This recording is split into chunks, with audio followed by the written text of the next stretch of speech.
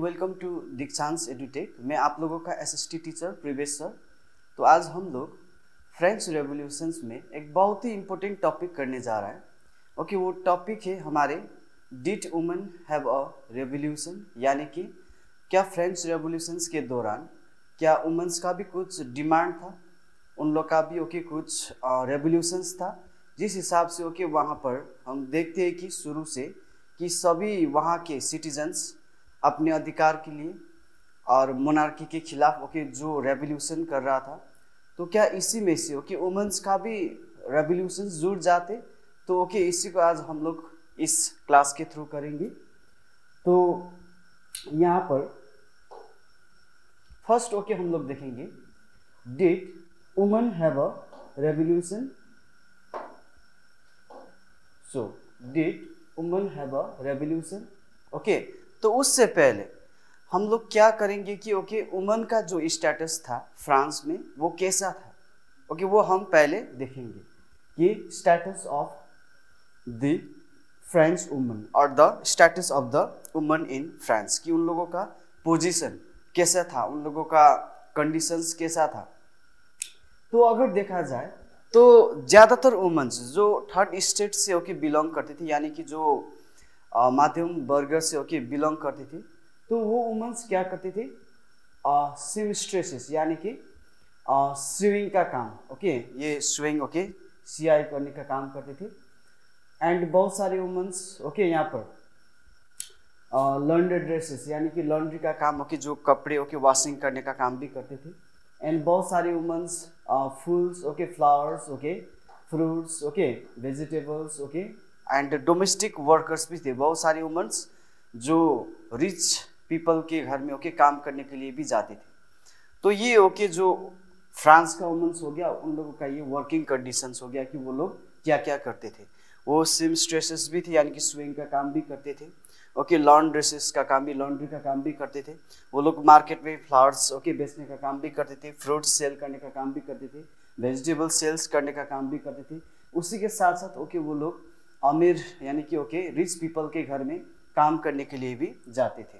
सो उसके अलावा भी वो लोग घर में कुक करना हो, चाहे पानी का जो प्रॉब्लम वो सॉल्व करना हो, चाहे ब्रेड के लिए एकदम लाइन में क्या रहना हो, खड़ा रहना हो, और अपने फैमिली का देखभाल करने के बाद अगर हम करेंगे तो ज़्यादातर फ्रेंड्स के वुमेन से ये सब चीज़ों का देखभाल करते थे।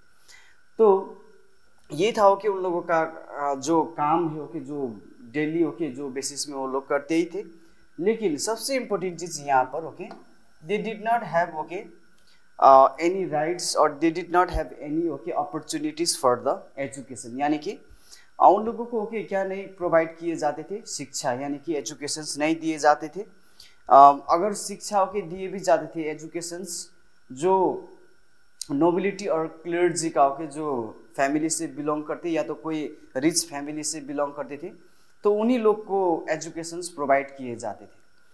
वो भी रेयरली एकदम कम मात्रा में वुमेन्स को एजुकेशंस प्रोवाइड किए जाते थे। स्किल ट्रेनिंग्स का तो कोई बात ही नहीं है। अगर एजुकेशंस प्रोवाइड नहीं करेंगे तो ट्रेनिंग देने का तो कोई बात ही नहीं रहा। वो भी कम ही था उस टाइम। एंड अगर कोई वुमन बाहर जाकर काम भी कर रहा है तो उन लोगों का जो वेजेस वो बहुत ही कम हुआ करती थी इन कंपैरिजन टू मेन, यानी कि there was a inequality between men and woman regarding the wages. जो काम करने का जो वेजेस मिल रहा है उसमें भी क्या था, वहाँ पर भेदभाव था कि मेन को थोड़ा ज़्यादा मिलते थे एंड वुमेन को थोड़ा कम मिलते थे। सो इसके साथ साथ वहाँ के फ्रांस वहाँ के वुमेन्स को, यानी कि फ्रांस के वुमेन्स को डिवोर्स देने का भी कोई अधिकार नहीं था। ये जो डिवोर्स देने का अधिकार था उस टाइम सिर्फ मेन को था। तो ये था वहाँ का वुमेन्स का कंडीशंस जब फ्रेंच रेवोल्यूशंस हो रहे थे। एंड होने के बाद भी जब संविधान आया, हम लोगों ने देखा है कि संविधान के थ्रू भी वुमेन्स को क्या नहीं मिला, न्याय नहीं मिला, है कि नहीं। तो यहाँ पर देखते हैं अब revolution of France. Yes, women have had revolutions during French revolutions. Women's का भी बहुत सारा डिमांड्स था। वो चाहते थे कि उन लोगों का डिमांड्स भी क्या हो जाए, फुलफिल हो जाए। तो उन लोगों ने क्या करना शुरू किया, फ्रांस की वुमेन्स ने बहुत सारा okay women's political club and newspaper okay वो निकालना स्टार्ट किया। न्यूज़पेपर में भी ओके बहुत सारा चीज़ regarding the demand of the womens को लेकर ओके उन लोगों ने न्यूज़पेपर में भी क्या करना शुरू किया, पब्लिश करना शुरू किया। उसी तरह से ओके वो लोगों ने बहुत सारा पॉलिटिकल क्लब बनाए थे, यानी कि जो हम लोगों ने देखा था कि जैकोबिन क्लब ओके एकदम बहुत ही बेहतरीन क्लब, पॉलिटिकल क्लब ओके निकल के आए थे उस टाइम। तो उसी तरह से वहाँ पर बहुत सारा पॉलिटिकल वुमेन्स क्लब भी ओके खुलने लगे, जहाँ पर वुमेन्स अपने प्रॉब्लम्स के बारे में, अपनी डिमांड्स के बारे में ओके देश के बारे में, संविधान के बारे में क्या करते थे, चर्चा करते थे। तो करीब ओके 60 पॉलिटिकल क्लब वहाँ पर वुमेन्स ने क्या किया था स्टार्ट किया था, सेटअप किए थे। एंड ओके उस 60 पॉलिटिकल क्लब में ओके सबसे फेमस यानी कि सबसे पॉपुलर ओके जो क्लब था वो था society of revolutionary and Republican okay women. So this is the most okay popular and powerful political club among the 60 political club. तो वो लोग ओके रेवोल्यूशंस के दौरान उन लोगों ने क्या डिमांड किया, उन लोग का डिमांड क्या था, उन लोगों ने क्यों रेवोल्यूशन किया कि सेम पॉलिटिकल राइट मिलना चाहिए एज मेन। यानी कि ओके वुमेन्स को 1791 में जो कॉन्स्टिट्यूशंस बने थे उस कॉन्स्टिट्यूशंस में वुमेन्स को भी ओके किस दर्जा में रखा गया था, पैसिव सिटीजन्स के दर्जा में रखा गया था। तो ओके उन लोग का मेन डिमांड ये था कि ओके उन लोग को भी क्या मिलना चाहिए, पॉलिटिकल राइट मिलना चाहिए as same as men. Number 1 okay demand उन लोग का ये था। दूसरा यही चीज है ओके उन लोगों का बहुत सारा क्या था डिसैटिस्फैक्शन ओके किसके साथ, द कॉन्स्टिट्यूशंस ऑफ 1791 उसके खिलाफ ओके उन लोगों ने बहुत सारा रेवोल्यूशंस ओके तो कर ही रहे थे। उसके साथ साथ ओके न्यूज़पेपर में भी ओके वो लोग छाप रहे थे कि 1791 का जो कॉन्स्टिट्यूशन से ओके उसने वुमेन्स के साथ क्या नहीं किया, न्याय नहीं किया, इस तरह का ओके न्यूज़पेपर में आ रहे थे। एंड उन लोग का डिमांड ये भी था कि ओके उन लोग को भी क्या मिलना चाहिए, वोटिंग राइट मिलना चाहिए। जो वोटिंग राइट सिर्फ और सिर्फ ओके किसको दिया गया था 1791 के कॉन्स्टिट्यूशंस ने, सिर्फ ओके रिच पीपल को, यानी कि जो क्या करते टैक्स भरेंगे, कम से कम 3 दिन का वेजेस ओके गवर्नमेंट को टैक्स भरेंगे, उन्हीं लोगों को वोटिंग राइट दिया गया था। तो वहाँ ओके उस टाइम हम लोगों ने देखा था कि एक एक्टिव सिटीजन्स, दूसरा पैसिव सिटीजन्स, तो वुमेन्स को भी ओके उसी दर्जा में यानी कि पैसिव सिटीजन्स में ही रखा गया था एंड उन लोगों को वोटिंग राइट नहीं दिया गया था। तो उन लोग का ओके रेवोल्यूशंस के दौरान ये भी डिमांड था कि वुमेन्स को भी क्या मिलना चाहिए, वोटिंग राइट मिलना चाहिए। उसके साथ साथ ओके उन लोगों ने ये भी डिमांड किया कि जो नेशनल असेंबली है ओके जिसका काम था कानून बनाना, है कि नहीं, तो नेशनल असेंबली में वुमेन्स से भी ओके क्या होना चाहिए, मेंबर होना चाहिए। तब जाकर ओके वुमेन्स का जो भी डिमांड है ओके वो असेंबली यानी कि ओके नेशनल असेंबली में वहाँ पर प्रेजेंट किए जाएंगे और वहाँ से कानून बनकर वुमेन्स का कंडीशंस क्या हो जाएंगे, सुधर जाएंगे। तो इसीलिए ओके उन लोगों ने डिमांड किया कि वुमेन्स का ओके और वुमेन्स से भी ओके नेशनल असेंबली में क्या होना चाहिए, मेंबर होना चाहिए। ओके ये डिमांड था ओके फ्रेंच रेवोल्यूशंस में ओके वुमेन्स का, कि वुमेन्स इस तरह का डिमांड कर रहे थे जो ओके वहाँ पर सारे वुमेन्स निकल के आए थे एंड सारे वुमेन्स ओके ओपनली क्या कर रहे थे, 1791 के कॉन्स्टिट्यूशंस के खिलाफ आवाज़ भी उठा रहे थे एंड उसके साथ साथ ओके वोटिंग राइट की डिमांड कर रहे थे। अलॉन्ग विद डैट कि नेशनल असेंबली में वुमेन्स का भी क्या होना चाहिए, मेंबर होना चाहिए, ओके ये भी वो लोग डिमांड कर रहे थे।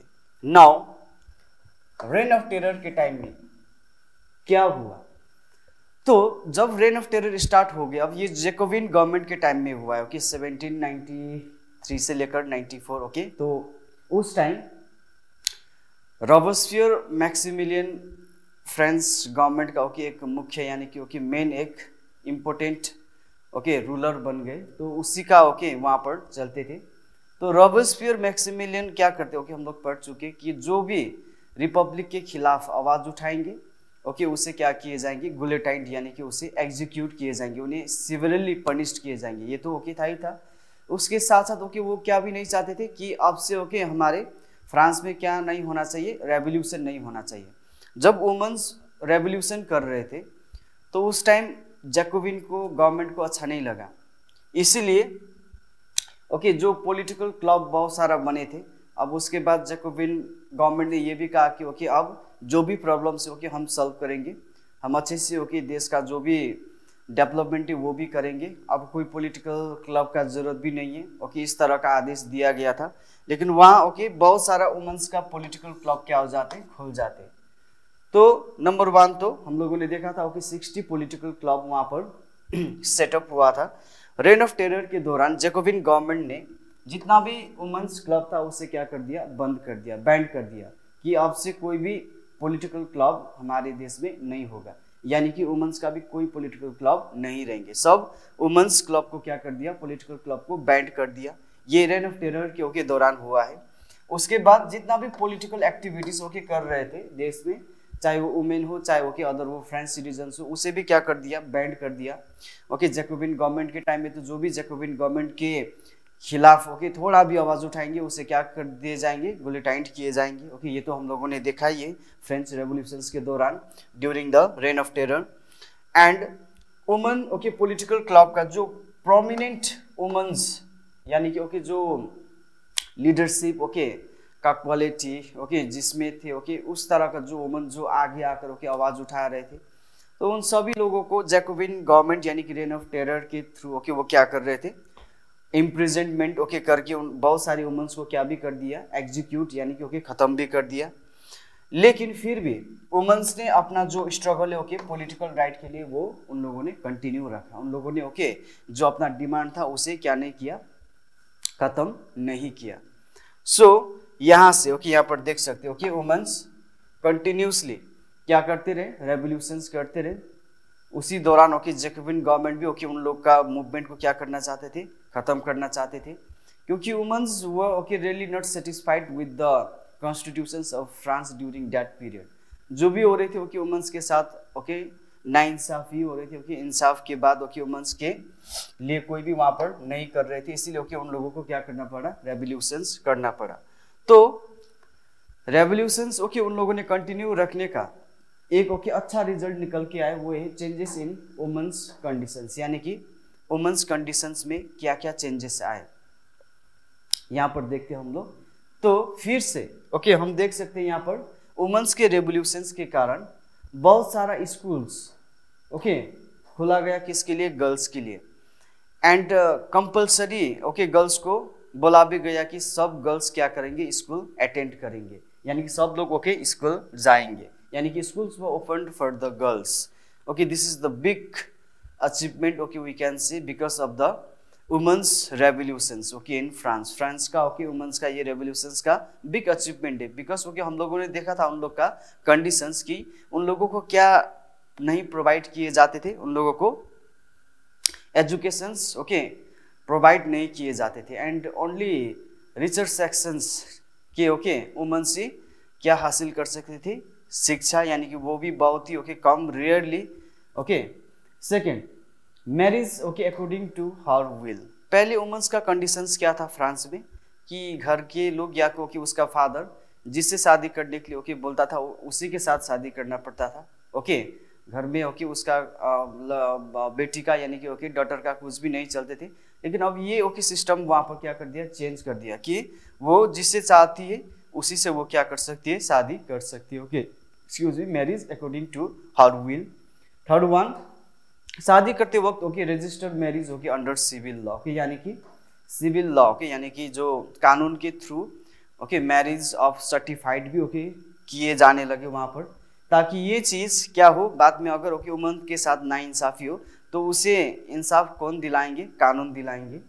और ये जो डिवोर्स राइट हो गया हम लोगों ने देखा सिर्फ किसको दिया था, मैन को ही ओके पहले हम देखते फ्रांस में, लेकिन अब वुमन को भी दिया गया। अगर कोई वुमन मैन को डिवोर्स देना चाहते, तलाक देना चाहते, तो ऑब्वियसली ओके वो क्या कर सकते, दे सकते ओके। ये भी कानून बनाया गया ओके वहाँ पर। किसके कारण हुआ, ये रेवोल्यूशन के कारण हुआ है। उसी के साथ साथ वुमेन्स को जॉब के लिए भी क्या देने लगे, ट्रेनिंग देने लगे, ठीक है। एजुकेशन के साथ साथ अब ट्रेनिंग देंगे तब ऑब्वियसली ओके वुमेन्स का जो कंडीशन है वो क्या हो जाएंगे, अपलिफ्ट तो हो ही जाएंगे, है कि नहीं। तो बहुत सारी वुमेन्स ओके आर्टिस्ट ओके का काम भी करने लगे ओके, बिजनेस भी ओके वो लोग क्या करने लगे, अब सेटअप करने लगे, अपने हिसाब से बिजनेस भी करने लगे, जो पहले ओके सब चीज़ ओके वुमेन्स को अलाउड नहीं किए जाते थे फ्रांस में। यानी कि फ्रांस में वुमेन्स का रिवोल्यूशंस के दौरान ओके वुमेन्स में और वुमेन्स की कंडीशंस में बहुत सारा क्या आया है, चेंजेस आया है। अब जो ये वोटिंग राइट ओके जो बार बार ओके हम लोग देख रहे हैं कि वो दिया कि नहीं दिया है, वो भी हम लोग देखेंगे, ठीक है। सो यहाँ पर जो ये वुमेन्स का मूवमेंट था वोटिंग राइट का, ये okay not only in France but okay पूरे यूरोप में ओके वुमेन्स क्या कर रहे थे, इस चीज़ को डिमांड कर रहे थे कि पूरे यूरोपियन वुमेन्स ओके, अब फ्रांस में तो वहाँ के वुमेन्स डिमांड कर ही रही थी क्योंकि हमें भी पॉलिटिकल राइट चाहिए सेम एज मेन, है कि नहीं। लेकिन पूरा यूरोप में वहाँ के वुमेन्स क्या कर रहे थे, वोटिंग राइट के लिए रेवोल्यूशंस कर रहे थे। तो करीब ओके ये 200 साल तक ओके ऐसा ही चला ओके, वो लोग कंटिन्यूसली ओके रेवोल्यूशंस करते रहे, यानी कि ओके वो लोग आवाज़ उठाते रहे ओके, रेवोल्यूशंस तो कंटिन्यू नहीं रहते लेकिन वो लोग आवाज़ उठाते रहे, लेकिन फिर भी ओके उन लोगों का आवाज़ नहीं सुने ओके जाते थे। वो कंटिन्यूसली ओके 200 साल तक चला और उसके कारण ओके इंटरनेशनल सफरेज मूवमेंट यानी कि ओके टोटली ओके पूरी दुनिया में वुमेन्स का वोटिंग राइट को लेकर ओके बहुत सारा वाद विवाद यानी कि डिस्कशन डिबेट चलने लगे ओके, बहुत सारा मूवमेंट भी वहाँ पर हमें देखने को मिलती है। और उसीलिए ओके वो जो फ्रांस में ओके जो फ्रांस का वुमेन्स का जो पॉलिटिकल एक्टिविटीज़ था ओके, उन लोगों ने जिस तरह से रेवोल्यूशंस किया था, चाहे ओके उसे गुलेंटाइन किए गए ओके, वो जो सेक्रीफाइस किए वुमेन्स के लिए, जिन जिन लीडर्स को जैकोबिन गवर्नमेंट ने क्या किया था, एग्जीक्यूट किया था, इम्प्रिजेंट किया था, वो पूरे वर्ल्ड की वुमेन्स के लिए क्या हो गया, एक इंस्पिरेशंस हो गया।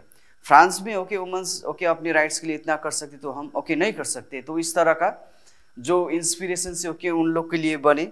तो इसीलिए ओके फ्रांस का जो वुमेन्स का जो पॉलिटिकल एक्टिविटीज यानी कि रेवोल्यूशन है ओके, उसका बहुत ही ज़्यादा ओके कंट्रीब्यूशंस हम लोग कह सकते हैं, जो ओके आज के दिन वुमेन्स को बहुत सारा राइट्स मिले हैं।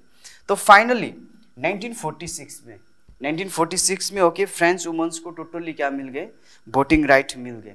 उससे आगे ओके हम लोग बात कर रहे हैं कब थे, 1789 की बात कर ओके, तब भी ओके कंटिन्यूसली चल रहे थे ओके, यानी कि कभी दे रहे थे ओके कभी नहीं दे रहे थे। ज़्यादातर वुमेन्स को तो वोटिंग राइट दिया ही नहीं ओके, बहुत सारे गवर्नमेंट चेंज हुआ ओके, हम लोग देखते फ्रांस रेवोल्यूशंस में, है कि नहीं। फ्रांस रेवोल्यूशंस के दौरान बहुत सारा गवर्नमेंट वहाँ पर रूल करने के लिए आए ओके, रूल किए ओके, लेकिन वहाँ पर वुमेन्स के लिए ओके कभी भी वोटिंग राइट के लिए ओके उसके बारे में कभी भी चर्चा नहीं किया गया ओके। फाइनली 1946 में फ्रांस की वुमेन को क्या मिला, वोटिंग राइट मिल गए।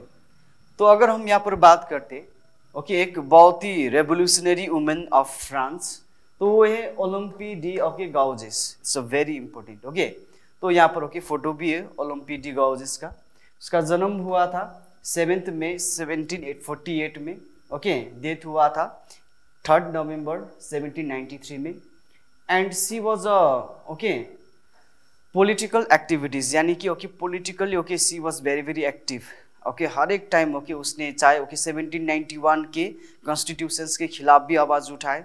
जैकोबिन गवर्नमेंट ने जब वुमेन्स के पॉलिटिकल क्लब को बैंड किया था ओके, उसके खिलाफ भी ओलंपी डी गाउजेस ने क्या किया था, आवाज़ उठाया था okay. Protested against the constitutions and the declarations of right of men and citizens okay. ये जो declarations of right of men and citizens ये लिखा था ओके यहाँ पर, ये इसके खिलाफ भी आवाज़ उठाए थे, कॉन्स्टिट्यूशंस के खिलाफ भी आवाज़ उठाए थे ऑब्वियसली, क्योंकि वहाँ पर वुमेन्स को पैसिव सिटीजन्स पे रखा गया था।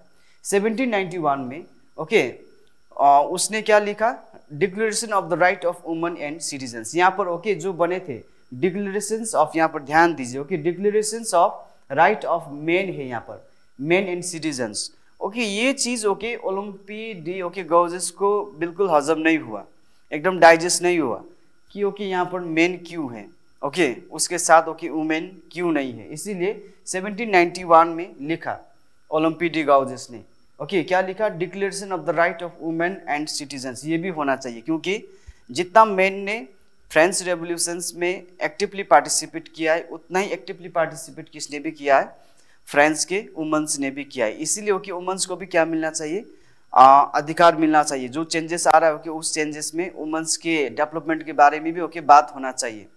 तो ये ओके लेकर ओके उसने एड्रेस किसको किया था, नेशनल असेंबली को भी ओके भेजा था, वुमेन्स के लिए भी ओके अधिकार होना चाहिए, और वहाँ की ओके क्वीन को भी भेजा था, ठीक है। 1793 में when she criticized the Jacobin government for closing off okay जो फ्रांस का जो पॉलिटिकल क्लब ओके 1793 में जैकोबिन गवर्नमेंट ने क्या किया ओके सारे वुमेन्स पॉलिटिकल क्लब को बैंड कर दिया।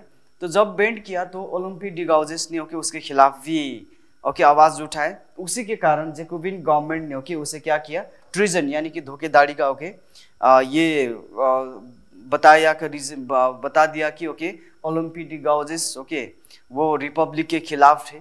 इसीलिए ओके इसके ट्रीजन में ओके ये देश को क्या कर रहा है, धोखा दे रहा है ओके, देश के साथ वो गद्दारी कर रहा है। तो इसीलिए ओके ये बहाना बनाकर उसे क्या कर दिया गया, एग्जीक्यूट यानी कि उसे खत्म कर दिया गया। So this is the okay story of brave French revolutionaries woman Olympe de Gouges. Now next okay of evolution of slavery. Now what is evolution of slavery? Okay slavery means you know that okay जो दास प्रथा था okay उसे कैसे हटाया गया।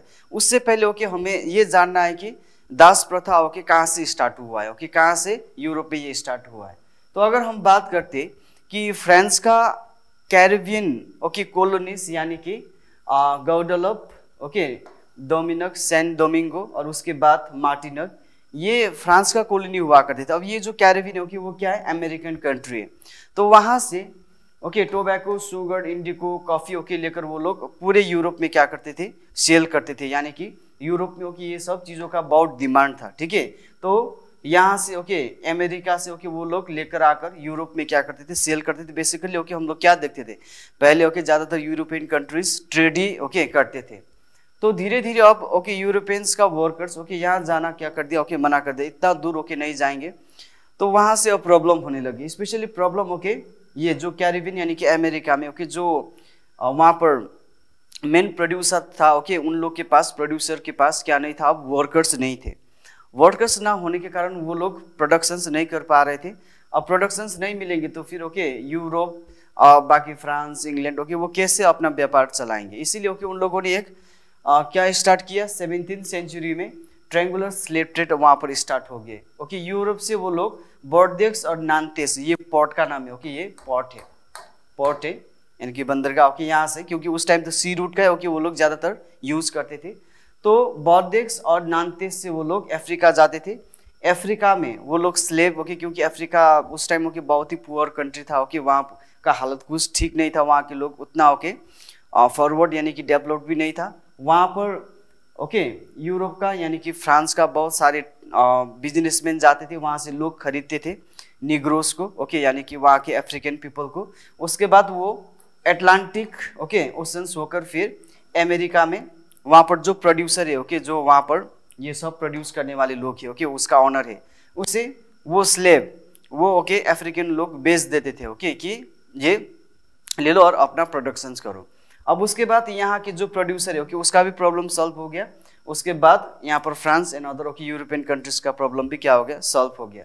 इस तरह से ओके अब वो लोग फिर से tobacco, sugar, indigo and coffee produce करेंगे एंड वो फिर कहाँ पर ओके सप्लाई होगा, यूरोप में सप्लाई होगा। इस तरह से ओके ट्रायंगुलर स्लेव ट्रेड चल रही थी, यानी कि ओके स्लेव ओके वहाँ से स्टार्ट हुआ था। अब ये स्लेव को ओके ख़त्म करना था, तो कैसे ख़त्म करेंगे ओके, तो इसके बारे में through out 18th century slavery के बारे में ओके बहुत ही क्रिटिसाइज किया गया ओके फ्रांस में, कि फ्रांस में इतना सारा चेंजेस आ चुके ओके, लिबर्टी, फ्रेटर्निटी, इक्वलिटी की बात करते। तो वो जो कॉलोनियल ओके यानी कि कॉलोनीज में जो स्लेव है ओके, जो उसे क्या किया जाएगा, उसे ओके फ्री किया जाएगा, उसे स्लेव ही रखेगा। उसे स्लेव रखेंगे तो फिर ओके फ्रेंच रेवोल्यूशंस का ओके मीनिंग ही क्या हुआ, मतलब उसका अर्थ ही क्या हुआ कि फ्रेंच रेवोल्यूशंस का मतलब ही था कि ओके फ्रीडम भी लाना। तो उस स्लेव्स को क्या करेंगे ओके, तो नेशनल असेंबली ने बहुत बार ओके डिस्कस भी किया ओके, लेकिन वो कंफ्यूजन में थे।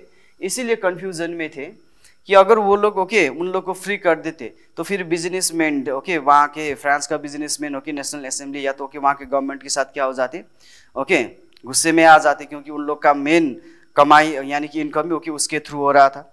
तो फाइनली ओके 1794 में एक कानून बनाया और सब स्लेव्स को क्या कर दिया, फ्री कर दिया ओके। फ्री करने के बाद वो 10 साल तक रहा ओके, ज़्यादा वो परमानेंटली नहीं रहा। फिर से नेपोलियन बोनापार्ट ने ओके जब फ्रांस को कंट्रोल करना शुरू किया, फ्रांस को रूल करना शुरू किया ओके, नेपोलियन ने फिर स्लेवरी सिस्टम क्या किया, स्टार्ट किया, क्योंकि नेपोलियन को अपना पावर बढ़ाना था ओके, एंड उसके हिसाब से ओके उसे कॉलोनीज को भी ओके अपने पास ही रखना था, एंड कॉलोनीज में ओके प्रोडक्शंस होना भी बहुत ही ज़रूरी था, इसीलिए ओके उसने फिर से स्लेवरी सिस्टम को क्या किया, स्टार्ट किया। तो फाइनली 1848 में फिर से रेवोल्यूशन हुआ ओके। उसके दौरान फ्रेंच कॉलोनीज में ओके जितना भी स्लेव थे वो सब क्या कर दिया गया, खारिज कर दिया गया, यानी कि स्लेवरी सिस्टम को हटा दिया गया, सब स्लेव्स को क्या कर दिया गया, फ्री कर दिया गया ओके। यहाँ पर now the revolution in the everyday life में ओके हम लोग देखते हैं यहाँ पर फ्रेंच रेवोल्यूशंस ऑफ 1789 ओके उसने बहुत सारा चेंजेस लाए हैं okay, woman, man and children even okay, पूरे वर्ल्ड की ओके कंट्री के पीपल ने फ्रांस रेवोल्यूशंस ने बहुत सारा चेंजेस लाए हैं, ये तो ओके हमें एक्सेप्ट ओके करना ही पड़ेगा, है कि नहीं। आज के दिन हमारे इंडिया में भी, हमारे भारत के संविधान में भी लिबर्टी, इक्वलिटी एंड फ्रेटर्निटी जैसे ओके हम लोग प्रिंसिपल का क्या करते, फॉलो करते, वो कहाँ से आए, फ्रेंच रेवोल्यूशन से ही आया है। एंड रेवोल्यूशनरी गवर्नमेंट ने जो आइडिया था कि लिबर्टी, इक्वलिटी को एवरीडे लाइफ में ट्रांसलेट करने का, यानी कि उसे ओके प्रैक्टिकली ओके उसे क्या करने के लिए, उसे मतलब लागू करवाने के लिए, इम्प्लीमेंट करवाने के लिए ओके हर टाइम ओके रेवोल्यूशनरी गवर्नमेंट ने क्या किया है, कोशिश किया है। हर एक गवर्नमेंट ने फ्रांस में ओके अलग अलग गवर्नमेंट ने किया था, जैकोबियन ने ओके, नेशनल असेंबली ने, है कि नहीं, डायरेक्टरी रूल्स ने रूल किया था, लेकिन सभी का यही प्रयास था कि okay liberty, equality okay, fraternity जैसे ओके जो प्रिंसिपल ओके वो फ्रांस में क्या हो, लागू हो, उसी के लिए ओके उन लोगों ने काम किया है। वहाँ पर हम लोग देख सकते हैं कि वो declaration of right of man and citizen okay कितना बहुत सारा rights, freedom of speech okay, freedom of expression, ये सब अधिकार दिया गया था, वो भी फ्रेंच रेवोल्यूशंस का ही ओके कारण हुआ है। सेंसरशिप जो ओके हट गए थे, क्योंकि पहले राजाओं के टाइम में, मोनार्की के टाइम में, जब ओके लुइस 16 यानी कि लुइस 15-14 के टाइम में कोई भी, चाहे वो ओके ड्रामा हो, चाहे वो पोइम हो ओके, चाहे स्टोरी हो, चाहे जो भी ओके जो मीडिया से ओके कनेक्टेड है ओके, उसे पब्लिश करने से पहले किंग को दिखाना होता था ओके, एंड उसके बाद ही उसे क्या किए जाते थे, पब्लिश किए जाते थे। अब उसे क्या कर दिया गया ओके, हटा दिया गया। अब कोई भी ओके किसी भी तरीके का ओके मीडिया को क्या कर सकते, पब्लिश कर सकते। ये चीज़ भी ओके हम लोगों को देखते रेवोल्यूशंस के कारण ही। Philosophy which were written by philosophers were limited to okay educated people, क्योंकि देखिए यहाँ पर कि वो जो फिलोसोफर्स ने बहुत सारा फिलोसॉफी लिखी थी ओके, वो सिर्फ सीमित रहा, लिमिटेड रहा ओके, जो एजुकेटेड पीपल के बीच में ही ओके वो सीमित रहा। अब जब सेंसरशिप को हटाए गए तो बहुत सारे okay plays, song okay, festive processions के थ्रू ओके वो कॉमन पीपल के पास भी पहुंचने लगे। अब कॉमन पीपल जो पढ़ा लिखा ओके पीपल नहीं ओके, उन लोग को भी समझ में आ गया कि ओके कि लिबर्टी क्या है, इक्वलिटी क्या है, what is the separations of government okay, what is the division of power, what is legislative okay, executive, judiciary. तो ये सब चीज़ ओके कॉमन पीपल को भी याद हुआ, यानी कि अनएजुकेटेड पीपल को भी याद हुआ, जो पहले ओके एकदम सीमित रहा, वो एकदम एजुकेटेड पीपल में सीमित रहा ओके। अब एवोल्यूशन ऑफ सेंसरशिप के बाद okay plays, songs and festive जैसे ओके प्रोसेशंस ने बहुत ही इंपॉर्टेंट रोल प्ले किया है।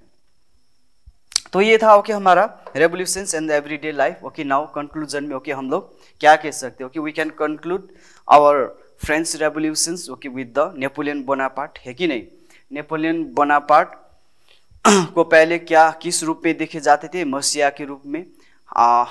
हर ओके यूरोपियन कंट्रीज में ओके वहाँ के लोगों ने नेपोलियन को एक मसीहा के रूप में देखा है ओके, उन लोगों को वेलकम किया है कि नेपोलियन आएंगे, यानी कि नेपोलियन का आर्मी आएंगे, यानी कि फ्रेंच आर्मी आएंगे तो ओके हमारे देश में भी लिबर्टी आएंगे, इक्वलिटी आएंगे, बहुत सारा ओके रिफॉर्म्स आएंगे।